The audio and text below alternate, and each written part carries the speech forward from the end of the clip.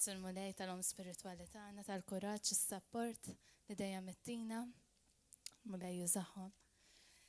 Mela it-tfal jistgħu imorru Sunday School, please.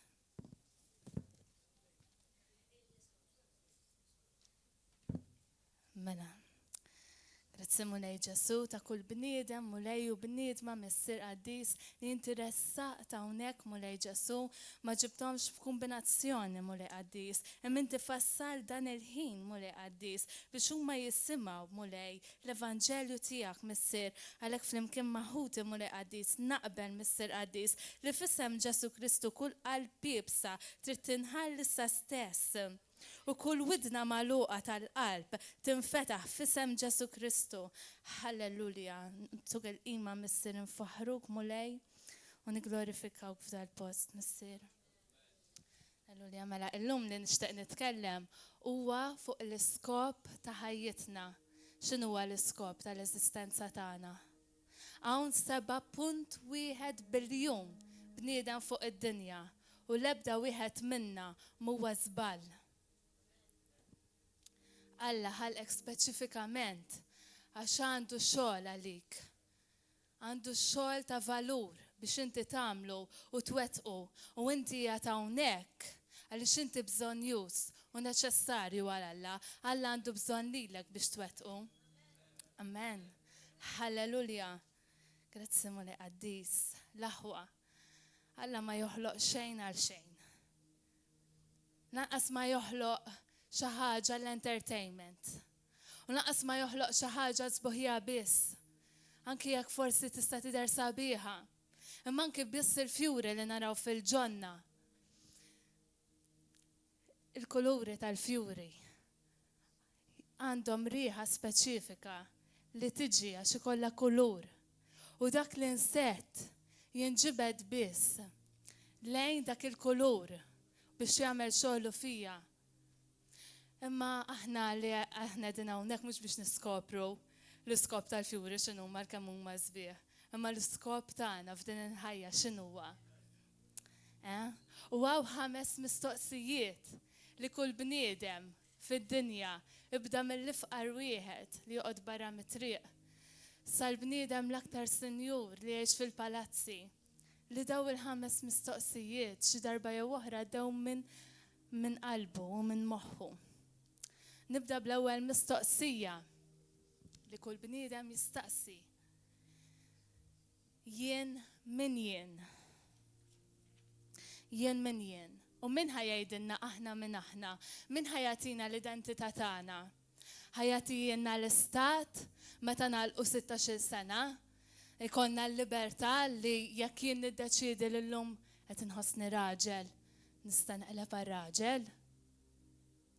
Bir-rispett kollu lejn il-komunità LGBT. Nħobbukom ħafna u ħanejda bl-imħabba kbira. Imma l-iktar rata ta' suwiċidju tinsab fil-komunità tal-LGBT. Kemm imxew liġijiet biex jagħtu l-libertà l daw il-persuni biex jiżżewġu u jkollhom ħajja ċivili. Bħal ħaddieħor. Imma xorta waħda daw in-nies għadhom iwettqu l-aktar rata ta' suwiċidi għal xiex. Għax il-libertà tagħhom ma tinsabx mingħand il-gvern. Il-libertà u l-identità tagħhom tinsab biss fi Kristu Ġesu. Għalhekk il-dawk il-persuni li qed jarawna b'imħabba kbira qed ngħidlek dan. Tħares lejn il-gvern biex itik l-identità tiegħek, tħares lejn in-nies jew il-feelings li qed tħoss, imma ħares lejn Ġesu Kristu u xxennaq b'qalbek kollha għalih għaliex fih jinsab il-ħelsien komplut tiegħek. Halleluja. Fih biss jinsab il-ferħ u l-paċi tiegħek. Halleluja. Grazzi mulej. U jekk inti trid tixtieq tiskopri dal-ferħ u l-paċi, aħna bħala aħwa hawnhekk nistednuk tingħaqad magħna. Halleluja. It-tieni mistoqsija. Jien minn fejn ġejt? X'inhu s-sors tiegħi? Minn xi esplużjoni bħalma tkellmet fuqha nhar is-Sibt Marjella il-Big Bang li b'kombinazzjoni splodiet u ħabtet ma' xi ġebla u mbagħad ġiet Paul, u mbagħad ġi Srinġ, u mbagħad ġi ċadina, u mbagħad ġejt int. L-aħwa tistema tad-daħk imma dawn huma realtajiet li n-nies jemnu u joqdu fuqhom u jxandruhom il-ħaddieħor. X'iżjed, it-tielet mistoqsija għaliex hija hawn. Kemm nafu nies l-aħwa, forsi aħna stess, nqumu kuljum filgħodu, immorru għax-xogħol, naħdmu, immorru f'xogħol li noboduh qas biss joġobna. Nitħallsu ta' kemm jistħoqilna li nitħallsu għax-xogħol li nagħmlu. U ħafna nies jispiċċaw imutu qabel iż-żmien dil-frustrazzjoni. Dawn huma realtajiet tal-ħajja li qed nitkellem fuqhom. U raba mistoqsija, jien x'nista' nagħmel? Kif qalet Marjela, jien x'nista' nofri f'dil ħajja. Il-biċċa l-kbira tan-nies ma jafux il-kapaċitajiet u l-abiltajiet tagħhom. 90% tal-popolazzjoni ħatmut mingħajr qas biss wettqet l-10% tal-abiltajiet tagħha. Kemm sejjinna b'donni u talenti il-mulej u affarijiet sbieħ li nistgħu nagħtu l-ħaddieħor u lanqas biss nafu x'inhuma, lanqas biss skoprejnihom għadna. L-aħwa. U l-aħħar mistoqsija li kull bniedem irid jirrispondi jien fejn sejjer? X'inhi d-destinazzjoni tiegħi? X'inhu l-futur tiegħi? Dawn huma 5 mistoqsijiet li jfrustraw ir-razza umana. U traċedja oħra, l-aħwa, l-akbar traċedja fid-dinja taħsbux li hija l-mewt. Imma li tgħix, lanqas tkun tafa xi qed tgħix. Mhux traċedja dik li bniedem jgħixlek għal 80 sena, lanqas biss ikun jaf għal għexhom. Mhux traċedja dik l-aħwa. Ejja nirriflettu daqsxejn. Halleluja. Simulej. U tal-biża verament.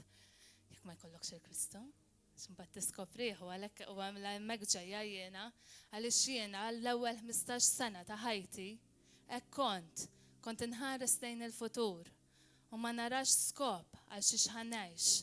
Il-futur tiegħi kont narah tlam biss, anzi kont nibża minnu, mhux biss rid ngħix, imma kont nibża minnu. Għax f'ħajti kull ma għaddoqt kien dwejjaq, imrar, violenza, abbużi, tajjir. Daqsxejn minn kollox. Insomma.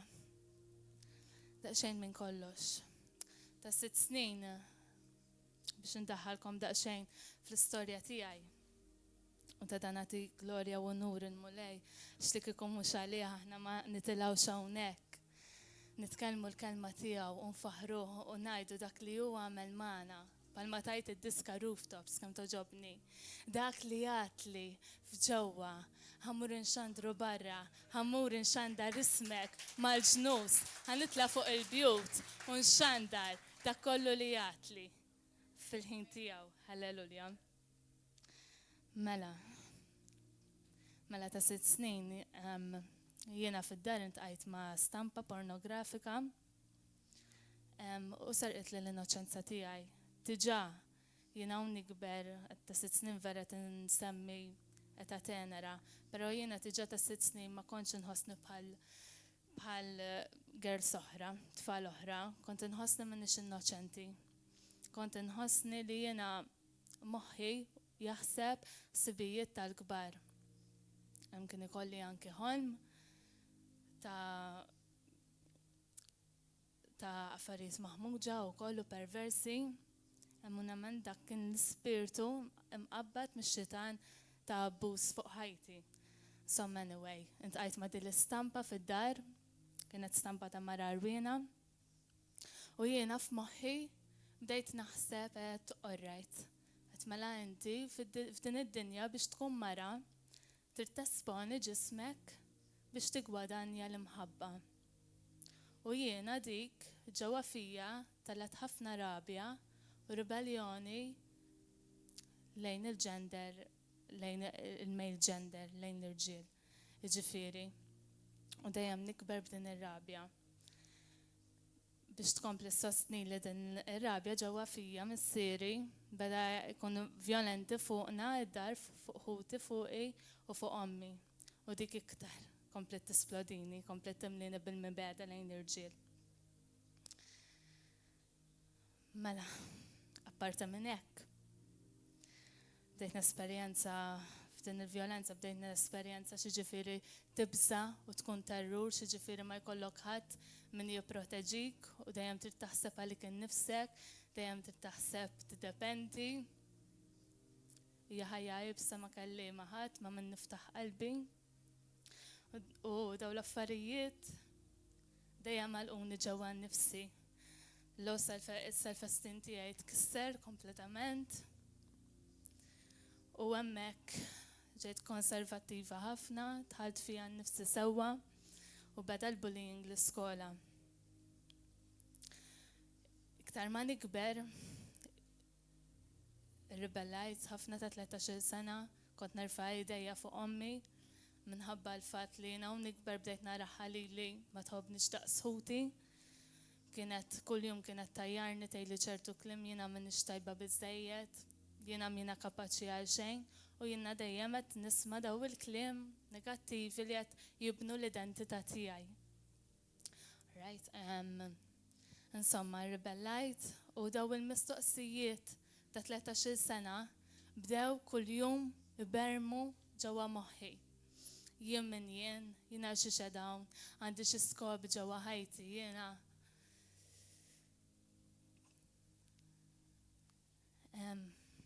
Insomma, u kien minn għalija li daw ir-risposti jistgħu jagħtuhom lill-irġiel, jistgħu jagħtuhom li ħbiebi, jistgħu jagħtuhom lil parties, jistgħu jagħtuhom lix-xorb. U bdejt nesperjenza ħafna affarijiet differenti li jiftħu ħafna bibien ġewwa ħajti u minflok ma tawni tweġibiet komplew ħalluni b'vojt kbir, dwajjaq kbir, disperazzjoni kbira ġewwa fija li ta' 14 sena bdejt anke nikkontempla suwiċidju. Ħajti kienet mingħajr skop.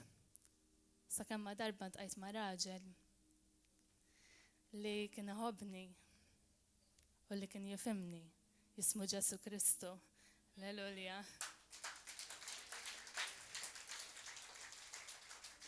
Nirringrazzja l-mulej li tani l-xeverel, raġel tiegħi, imma Ġesu jibqa' l-first love tiegħi, ħajjibqa' għal dejjem f'San Ġesu Kristu. Alleluja. Mela, meta ntqajt ma' Ġesu u beda jgħidli f'Efesin 1 nixtieqkom tmorru hemmhekk. Efesin kapitlu 1 minn vers 4.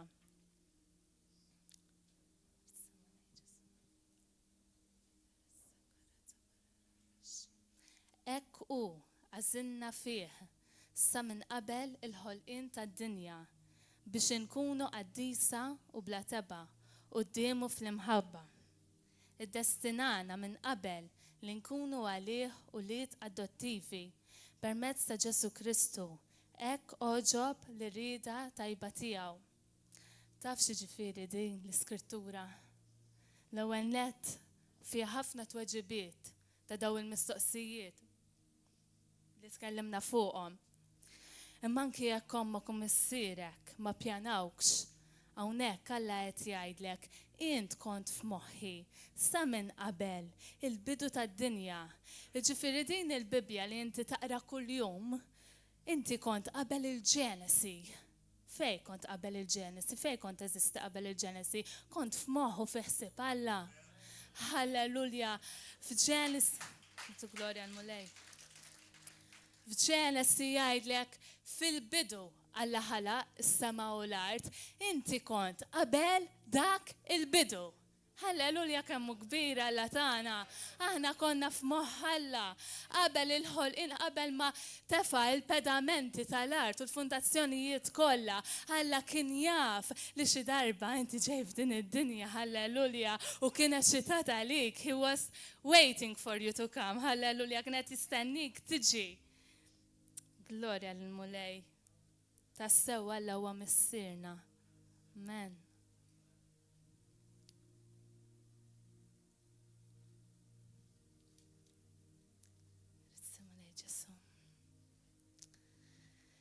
Alla pjana l-moment li fih inġejt ikkonċaput u s-sija li kellek titwilet u feraħ u kienet ċitat. Jekk ħadd ma pjanak, jekk xi ħadd qallek li ġejt biżbal f'din id-dinja. Anke l-bniedem, anke l-liben tar-rapist, Alla għandu pjana għalih. Tħallux id-dinja tqarraq bikom, tgħidilkom li dak ħaqqu il-mewt għax ma ġiex bl-imħabba, imma ġi bi-sforz u ġi b'abbuż. Jekk ommu mhijiex kapaċi jitteħ l-imħabba, Alla kapaċi jagħti ilu u kapaċi jkollu pjana għalih li għandu l-aħwa. Ejja nespandu l-imħabba tagħna. Oltre dak li naħsbu aħna, jew dak li aħna kapaċu nagħtu. Ejja nħarsu blajnejn li ħares Alla lejna. Kemm irċivejna. Halleluja. Kemm irċivejna mħabba meta ntqajna mal-mulej dak il-ferħ, dak iż-żelu. U ma' żmien dik l-imħabba tibda tibret, imma suppost dik l-imħabba iktar tibda tikber għax issa trid tagħtiha lil ħaddieħor.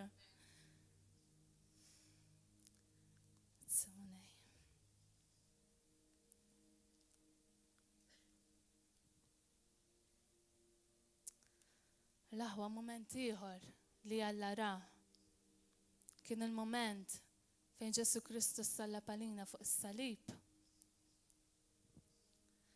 Ma tistax titkellem fuq Alla mingħajr ma semmi l-opra kbira li hu għamel biex aħna niġu salvati. Meta Ġesu kien sejjer għall-Kalvarju, fin-natural ma rridx.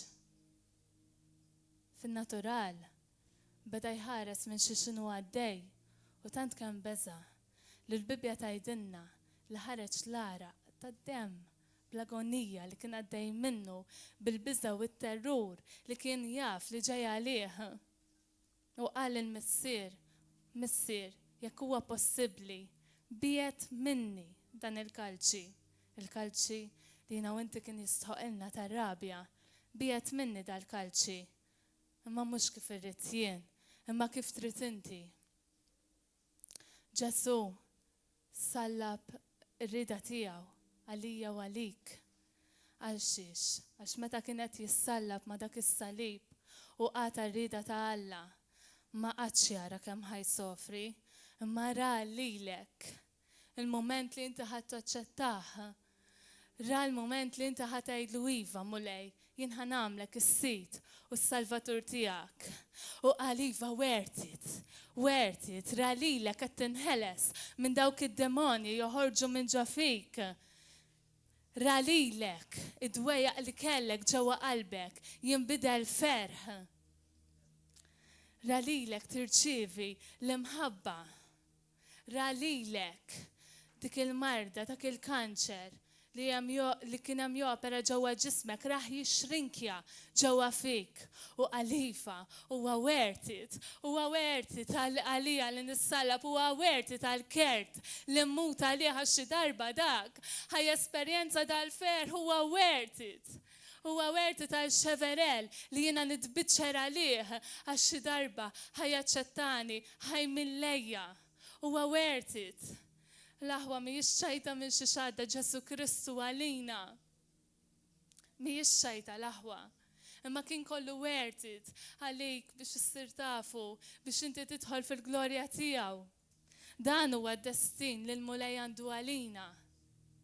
Nwieġeb il-mistoqsija l-oħra. Dan hu d-destin li l-mulej għandu għalija u għalik. Meta fl-ewwel Korintin, kapitlu 2, Verse 29, jekk nistajra żball. Verse 9, jgħidilna, dak li għajn qatt ma rat u widna qatt ma semat, dak li qatt ma tnissel f'qalb il-bniedem, dak jien l-estejt għal dawk li jħobbuna, għal dak li jħobbuni. Jekk inti verament ħobbu lil Ġesu Kristu, mhux bil-paroli biss l-aħwa, mhux bil-fom biss, imma minn qalbek. Tajtu verament kollox. U ħadd kif qalet Marjella, ħadd m'għandu skuża li ma jafx għax qalbu kulħadd jafa. Jekk hemm il-qerq f'qalbek, jekk hemm il-mibeda, jekk hemm meta tara persuna qed titbierek, jew qed titolla fil-mulej u inti minflok ma tifirħilha b'qalbek, imma tifirħilha b'wiċċek biss, bil-wiġġ biss. Il-mulej rak dak il-ħin. Taħseb li ma rakx? Xejn huwa moħbi quddiem il-mulej. Jekk għandek tifraħ għall-bniedem, ifraħ minn qalbek għalih, b'mod ġenwin. Jekk qed tara dak il-bniedem li qed jiċrievi it-talba, il-barka li inti lek titlob snin għaliha u inti għadek ma ħadtix. Huwa l-mument li l-mulej qed jgħaddik minn prova. Ħajara l-attitudni tiegħek, ħajara x'ħat tagħmel ma' dak il-bniedem inti. Jekk hux vera ħad tifraħlu minn qalbek jew le, jekk rajt x'in-naġa l-mitlufa tirritorna lura lejn id-dar tal-missier. X'inhu l-ewwel ħsieb li għadda minn qalbek? Ara dan, imbasta ilu jħawwat tant, issa reġa' ġie. Jew għed grazzi mulej, jew kont bħal dak il-missier li rajtu mill-bib u mort tiġri leh, wasalt kemm ilu jistennik il-mulej. L-aħwa din hija l-qalb tal-mulej, din hija l-qalb li ġalet il-Ġesu Kristu jissallab ma dak is-salib. Ejja jkollna b'qalbu verament. Mhux biss ikollna reliġjon tal-Kristjaneżmu. Nofs id-dinja għandha reliġjon tal-Kristjaneżmu jekk mhux kważi kollha, imma ra fejn qiegħda llum il-ġurnata. Ara kemm hawn gwerer madwarna u mibeda. Imma l-mulej lilek qed ikellem il-lejla, lilek qed isejjaħ. Inti verament kreazzjoni ġdida. Inti verament dik il-qalb bibsa bħalma miktub f'Eżekjel tqaċtet. U għalla tak qalb tal-laħam biex tista' tħoss għal-batut, biex jkun jista' jibatek u jikkonsagrak bħalma konsagra Ġesu Kristu biex jibatek tfejjaq il-morda u jibatek teħles il-minuwa fil-ħabs.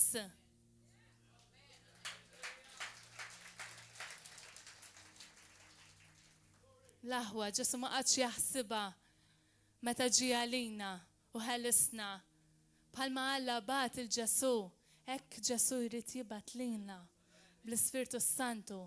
Din hija l-qalb ta' Kristu li kull Kristjan imwieled mill-ġdid għandu jkollu.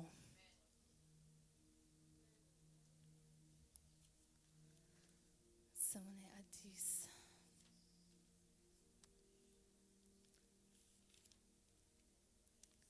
L-aħwa nkompli fuq dak li bdejt l-iskop tal-Alla f'ħajjitna. Riċerka li sibt tajtek, teħdu skandlu. Miefa fija xejn pastat, anzi, hija bioloġija u hija kollox natural ħolqien ta' Alla. Però tajtek. Ix-xjentisti jgħidu li meta raġel u mara ikollhom x'jaqsmu waqt intercourse, il-raġel jirrilisja 500 miljun sperma. 500 miljun sperma jiġu rilisjati. U kollha kemm huma jibdew jiġru lejn dik il-bajda, 500 miljun jiġġieldu lejn dik il-bajda u jaraw min ħajjidħol l-ewwel. Provaqta minn rebaħ. Minn 500 miljun intkom. La qegħdin hawnhekk intkom. Ara ħadd. Nerġa' ngħid fuq li bdejt l-ewwel, ara ħadd ma jifettillu jdefislek f'moħħok li inti jagħtaw b'kombinazzjoni jew li jagħtawnek biżball li inti rbaħt 500 miljun sperma biex illum jagħtawnek. Għal xiex l-aħwa.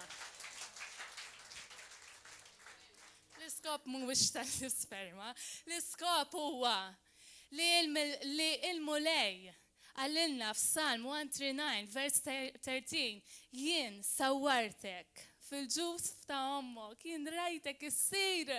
Meta kienu għaddejjien ommok u missirek, il-mulej kien qal kienet jgħid il-minħa nażel illum, il-minħa nara u ralilek tiġri. U għalil dak irrid, dak imissu illum jiġi fid-dinja, ħalli narfu l-imħabba tiegħi. Ta' dak l-aħwa imma narfu kemm aħna importanti għal-mulej. Ħadd minna hawnhekk huwa b'kombinazzjoni għal 15-il sena sħaħ. Jiena kont naħseb li aħjar mejta mill-ħajja. Li aħjar bla skop. Imma once sirt naf il-mulej u li Alla pjana id-destin tiegħi. Pjana rani ninsir fil-ġuf ta' ommi. Meta jkellimna il-mulej l-aħwa. Xi kultant naqraw il-kelma tiegħu. U tant kemm inkunu drajnija x'hekk suppost nagħmlu bħala Kristjani. Suppost kuljum tiftaħ il-Bibja, taqra xi vers imqar kapitlu x'laqwa li tkun qrajt xi ħaġa. Ħalli dmirek tkun għamiltu sew mal-mulej. U minn waħda tidħol u mill-oħra toħroġ. Iqaf u medita u wara x'inhu jgħidlek il-mulej għax din il-kelma hija kelma li teħles. Għaw ħafna kodba fid-dinja li huma sbieħ, li għandhom storji interessanti, imma li ħalluk l-istess. Din il-kelma, jekk inti temmina minn qalbek kollha li hija l-kelma t'Alla u meta taqbada ikollok rivelazzjoni tas-sew li Alla tikelmek dirett, ma tistax tibqa' l-istess, ma tistax l-aħwa, ma tistax. Din kienet il-ħelsin tiegħi għal sena sħiħa naqraħħa u nikpi ta' kif fi 15-il sena ma ndunajx kemm Alla jħobbni u kemm għandu affarijiet għalija. Meta nisimgħu dak il-vers li għattilkom, għajn qatmarat, għajnejk qatmaraw, isbuħija li Alla għandu fil-ġenna għalik, jien joġobni ħafna Switzerland. Joġbuni l-montanji kbar, joġbuni l-leks, u meta narahom ngħid wow, għaz biss jibdew dawk isbuħija ta' natura ma' dak li Alla prepara għalina. Għaz biss jibdew u id-nejna, x'ħan nisimgħu il-ġenna. Il-kantanti favoriti tagħna li nħallu ruħna, li jisirqulna ruħna, dawk id-diski li ma nistawx naqtawhom li nafu li għandhom klim baxx u pastas, imma le għax joġbuni, għax inħossni tajjeb magħhom, nibqa' nismagħhom. Ħalli jitħammeġ moħħi magħhom u nibda naħseb fuq is-sess u nibda naħseb fuq kemm huma sbieħ il-parties u kemm huma sbieħ id-drogi. Għax il-biċċa kbira tal-kanzunetti għal-menu li bdew mill-millennium l-hawn, fuq hekk biss jitkellmu. Ma ċem dawk li jitkellmu fuq l-imħabba, sapwara fuq l-imħabba t'Alla. Għal dawk qed nħallu ruħna tintilef kuljum. L-aħwa tħallsux, ma nafx għal ġid diskors fuq id-diski, tħallux moħħkom jitniġġes, tgħid hija di diska, imma dik id-diska għandha skop biex lilek iġġalek taħseb u timmedita fuqha. M'intix qed tisma' biss diska. Imma moħħok qed tqanqallu u fik qed jitqanqlu emozzjonijiet. Ara li d-diski li tisma' huma worship songs u diski ta' tifħir ħalli inti l-ġewwieni tiegħek ikompli jixxenna għall-mulej mhux għall-affarijiet tad-dinja. L-aħwa dawn huma affarijiet żgħar li naħduhom for granted imma li qed ibeduna bil-mod mill-mulej. Il-mulej għalinna kunu qaddisa bħalma jiena u qaddis. Dan mhuwiex messaġġ popolari fil-Knisja xi kultant. Imma huwa l-verità. Huwa l-verità u issa l-bdejta ħankomplija u du paċenzja bija li tiġi mara qudiemi u tgħidli kont qed nilbes ħwejjeġ li għattu. Imma mbagħad bdejt naranet naqa' fil-legalizmu. Mbagħad kif ħaniġbdu r-raġel tiegħi? Jekk kienet nilbes daw il-ħwejjeġ, mhux ħanħalli ħissiet ta' tratlejja? Kemm iħobbok ir-raġel tal-li int ta' kif għamlek il-mulej, allura inti lesta li tidħol f'kompromess mad-dinja biex tirbaħ ir-raġel tiegħek u tkun qed tirbaħ l-irġiel l-oħra. li suppost inti tiġi hawnhekk tkun ta' eżempju ta' oħt għalihom u minflok ma tagħmlilhom it-triq twettqilhom tkompli tgħinhom twettqilhom it-triq dritta għalant il-mulej qed wessaħħilhom biex moħħhom ikun jista' jimmaġina. Mhix faċli għalina n-nisa l-aħwa għaddejt minna u qed ngħidha b'umiltà mhux biex niġġudika lil ħadd għaddejt minna. Però jekk għadek f'dak l-istat nisa jitolbu għal-revelazzjoni. Please, jitolbu għal-revelazzjoni għax il-mulej sejħinna biex nkunu qaddisin, mhux legalisti jiena. Għat meta tikkonkwista l-imħabba talla, b'kemm inti tajjeb, kemm għandek erf, kemm inti bravu, kemm taf il-kelma talla, ħadd tikkonkwista l-kelma lill-Alla meta verament tittefa' rkubtejk. Mhux minn ġismek, imma minn qalbek, ir-rieda tiegħek verament sottomessa lejn il-mulej. Amen. Halleluja l-aħwa. Halleluja, mhijiex faċli l-aħwa. Kulħadd għandu challenge tiegħu. Daw kollha li jitilgħu jippritkaw hawnhekk. Taħsbux li saru perfetti, imma għandhom il-battles tagħhom personali. Imma nitilgħu hawnhekk għax il-mulej il-grazzja tiegħu hija kbira u tgħinna f'dawk il-battles, f'dawk battalji li aħna ngħaddu minnhom.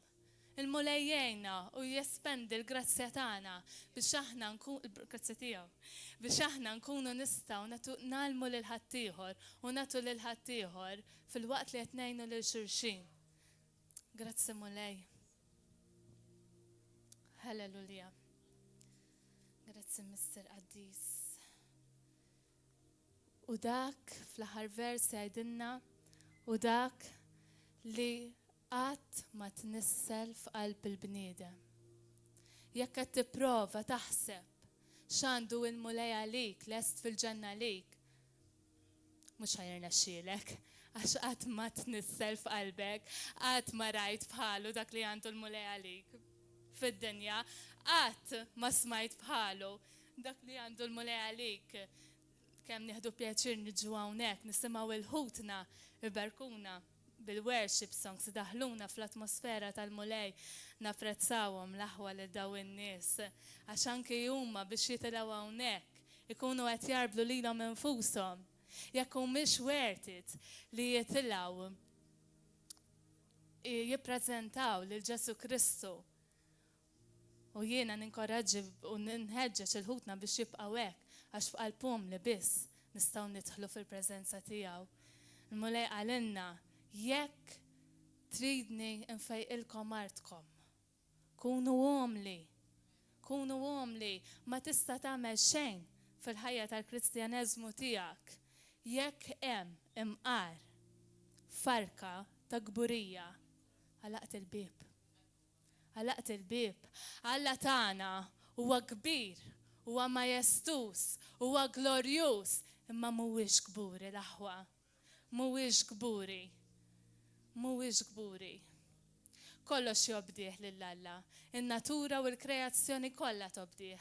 L-unika kreazzjoni li jsib problema bihom huma aħna. Għax aħna rridu nittestjaw il-liġijiet ta' Alla. Aħna rridu nkunu li nagħmlu torrif u nġarbu lill-mulej. Għalhekk ejja nżommu l-umiltà u jekk il-mulej għallinna xi ħaġa, ejja ma nsibuhiex diffiċli biex nagħmluha u nissottomettu. Jekk il-mulej tissejjaħlek biex taqtal ċertu ħbieb li qed ibeduk minnhom, mhux għall-ġid tiegħek li qed jgħidlek. Hemm xi liġi fil-kelma ta' Alla li qiegħda hemmhekk biex tifgana. Le, l-ebda waħda minnhom. Kollha din hemmhekk biex jipproteġu lilna. Biex jipproteġu lilna. L-lum il-ġurnata għandi tifla, sewa għandha 7 xhur. L-qoddim ħatibda tagħmel xi prasfura l-emmulaw żgur, le? Tibda tikrolja mal-art, irrid noqgħod niġri warajha biex nara fejn ħadd tmur u tagħmel. Sewa u kull danger li ħanara qudiema bħala bil-grazzja tal-Alla ħanara kif ħanwaqqafha milli tidħol lejn dak il-danger. Ħutna Alla għandu qalb ta' ġenitur. Għandu qalb ta' ġenitur, ta' missier. Jekk f'ħajtek ma kellek xom tista' ssiba fih, mhux ħassib mara fih. Għattilkom ħassibhom, ħassib kwalità ta' li tgħadel, li tipproteġik, li tgħidlek le tmurx hemm, le tagħmilx hekk biex tipproteġik imma l-aħwa. Għal xiex il-mulej, għallinna biex ma nifornikawx, ma nagħmlux fornikazzjoni, ma niġrux ma dak l-emmu liħor. Mhux biex ma jkollok xi tarbija li ma taffordjax għadek, mhux għalhekk biss, jew tlaqqat xi marda. Dan huwa kollu sens komun, imma l-bniedem xi kultant ma jafx jasal għalih, għandu bżonn il-liġijiet biex jiftħulu għajnejh. Lek meta naqraw il-kelma tal-Alla u naraw f'xi passaġġi il-mulej jgħidilna tagħmel x'hekk, tmur x'hekk, tixxirikx man-nies tad-dinja. Huma kollu għal-ġid tiegħek. Ftaħ għajnejk, huma kollha għal-ġid tiegħek qed iniġsuk, qed ineħħulek l-identità ta' Kristu li huwa Qaddiż ġewwa fik. Grazzi Mister Qaddiż. Halleluja Mulej Ġesu. Halleluja l-aħwa. Kemm huwa importanti li narfu l-pjanijiet li l-mulej għandu għalina.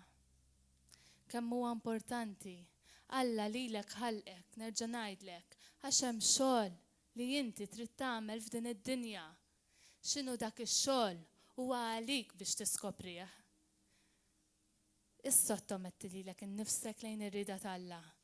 U staqsih mulej, x'inhi s-sejħa li għandek għalija? X'inhu huwa l-iskop? Tiġix intimidat jekk tara l-ħadd ieħor jitla' fuq dal-pulptu. U tajt, forsi x-xogħol tiegħi huwa hemm fuq, tiġrix.